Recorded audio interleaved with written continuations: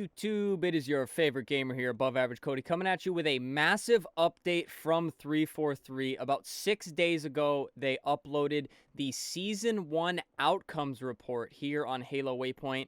And basically, they discussed everything they learned and kind of addressed everybody's complaints from Season 1. And then they talk about what is coming in Season 2, which we kind of already got an idea of. So we're just going to whiz through this. As you can see, it is a very long blog post. So I just want to go through it briefly with you guys for those of you that are too lazy to either go to Halo Waypoint or really go through and read through it. So basically, blah, blah, blah. They say they start with blah, blah, blah. They've been paying close attention to all of the community feedback, and they're basically trying to address all of it. They claim they're doing some adjustments in this month during Season 1. But I read through, and it's really not anything that crazy or nothing that caters to, like, rank or things we play. So, please keep in mind that this is not meant to cover all of the upcoming work we have planned for Halo Infinite, nor does it have specific timelines for every item. So, this was made clear to us in the last update I gave to you guys when they kind of revealed everything coming in Season 2. It's not necessarily coming for the launch of Season 2. The first day, May 2nd or May 4th, I believe, you're not going to see all these changes. They're going to make them throughout. And why would they commit to a timeline? Because they haven't really been able to keep up with anything up until now. But too long didn't read. This is by no means everything. You can find additional insights from the team, blah, blah, blah. But briefly, the audio, they're going to change the shield recharge so it is not so loud, and they're going to increase the grunt birthday party sound effect in campaign. I never even got to hear how loud it was. I didn't get that far.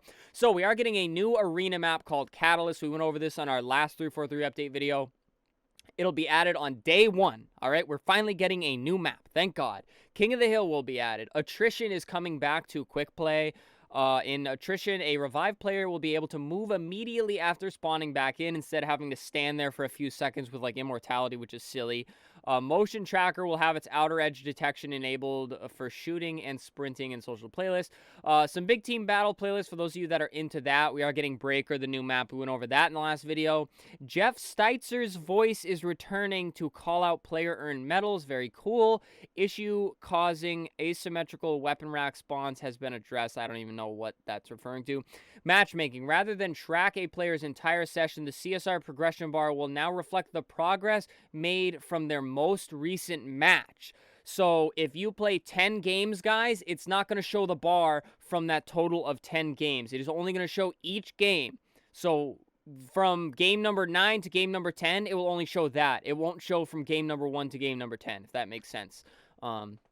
Custom games, there were custom bugs with, like, the stats not showing post-match. So if you're doing, like, scrims and stuff in custom games, you weren't able to see how everybody did and things like that just because it was broken. Personal AI and Spartan Chatter balance adjustments were made to emphasize what's more important to players. Okay. PC, noticeable stability improvements. The team has resolved dozens of PC crashes. Thank you. Thank you. If you play on PC, you understand the struggles, especially if you launch through Microsoft. I've been launching through Microsoft, guys, and the game runs so much better. But it crashes. It crashes like freaking crazy, dude. It is insane. All right, sandbox, networking, melee fights should be more consistent while with opponents phasing through each other less and whiffing less. Okay, sounds like they're finally going to fix the dead melees 4 months into the game. Weapons, a global melee damage decrease of 10% on all weapons will require the Mangler to land 2 shots and beat down for a kill. Guys, the Mangler. Well, it's not really a Mangler adjustment, but they're adjusting something to make the Mangler more fair. Maybe we can finally start picking up the Mangler again in the higher lobbies. You Onyx players know what I'm talking about.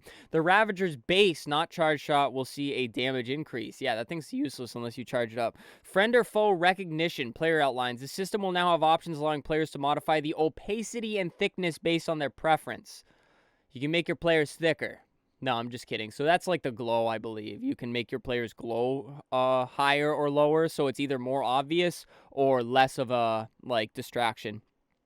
Equipment drop wall will see slight performance increases, which is kind of nice. The drop wall is really good and really useful, but it feels like it kind of gets peppered too quickly. You know what I mean? Those little panels get knocked out from like one BR burst, and it's kind of crazy.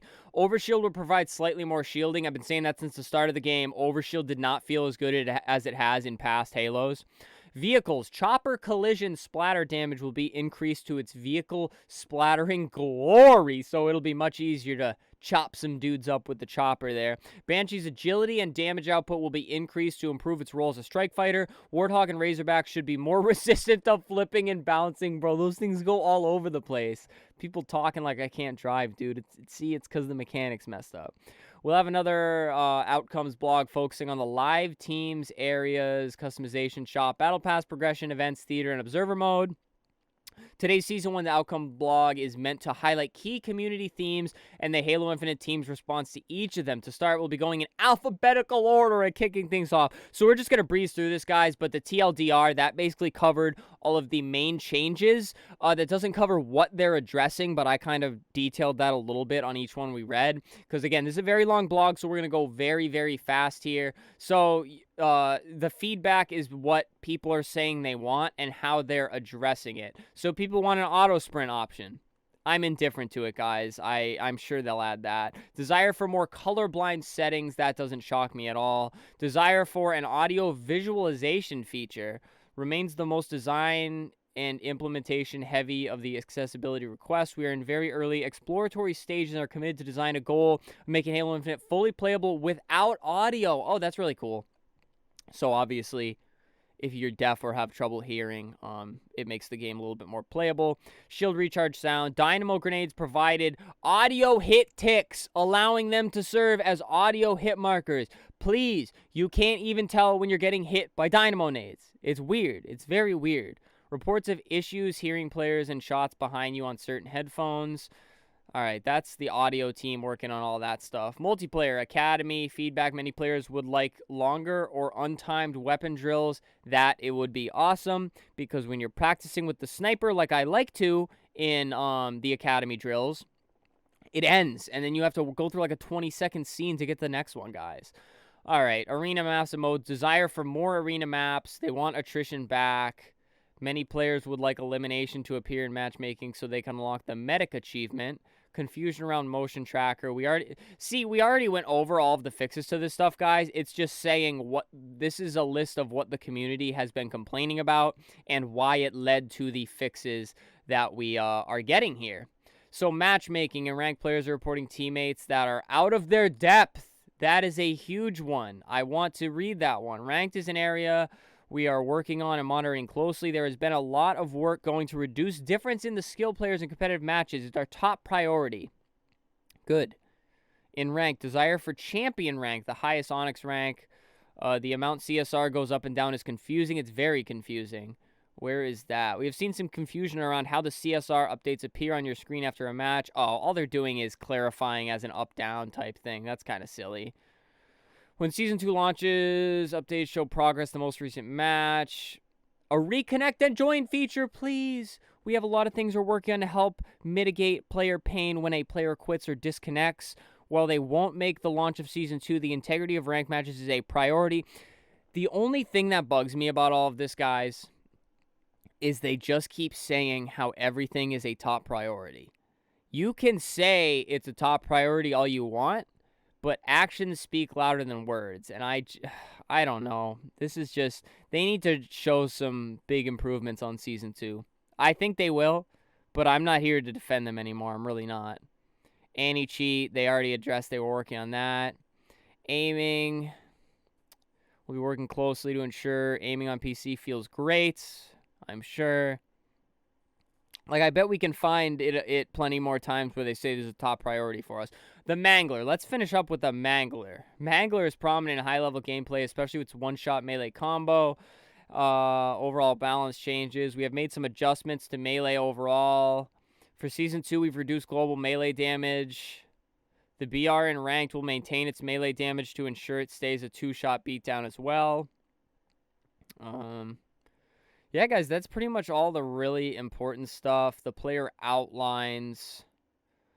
The shield effects could be better. Communicate the opponent's shield. I've said that many times in games, guys. A guy looks cracked, he's not cracked. A guy looks full shields, he's cracked. You can't even freaking tell what's one shot and what's not, dude.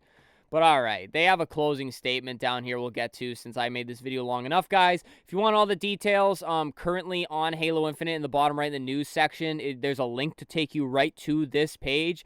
But if not, just go to Halo Waypoint, go to news, and then go under the Season 1 Outcomes Report, and you can see all of this stuff here. Closing, we're excited to continue improving the game. Critical part of the process, so please keep it coming. That's feedback. They want more feedback. If you want to participate in surveys, register for the Halo Insider program. I know I'm already registered, but I don't do the surveys. I probably should since I have such strong opinions. As a reminder, if you ever run into any bugs with the game itself, please file a ticket. Last but not least, if you haven't read the Closer Look blogs that dive further behind the scenes, we highly encourage you to check them out. Online experience, ranked experience, and anti-cheat strategy. Thank you for your continued support and feedback during Season 1 of Halo Infinite. All right, guys, 343i, of course, 343 Industries. That's pretty much the whole blog. That's the TLDR in about 10 minutes, 10, 11 minutes. I wish I could say I'm excited, but the current landscape of ranked, if you guys watched yesterday's stream, Thursday's stream, it should still be up on the channel. It was terrible. It was an absolute blender, guys. It wasn't even that we couldn't play good. It's just the matchmaking and the way it is, and I feel like there's not a lot of players on. It was tough, so we ended up switching to Vanguard, but I really hope Season 2 is a banger. I hope they do all of this and then more, which supposedly that's what's coming. But only time will tell, guys. I can only speculate so much. I just wanted to give you guys this blog update in case you're curious what's going on at 343 and you're too lazy to go read it. That's what I'm here for, guys. I'll take the time to read it to you. But anyways, guys, thank you so much for watching. I appreciate you all. Subscribe, leave a like, leave a comment. Talk to me about Halo and what you think is going to happen in Season 2. Feel free to join the channel membership, guys. It's $5 with very little offer, but if you want to support monetarily, that is the best way to do it, honestly. And you get some cool emojis for the live streams. But thank you guys so much for watching again. I appreciate each and every one of you. Stay happy, stay healthy, and stay tuned for the next video.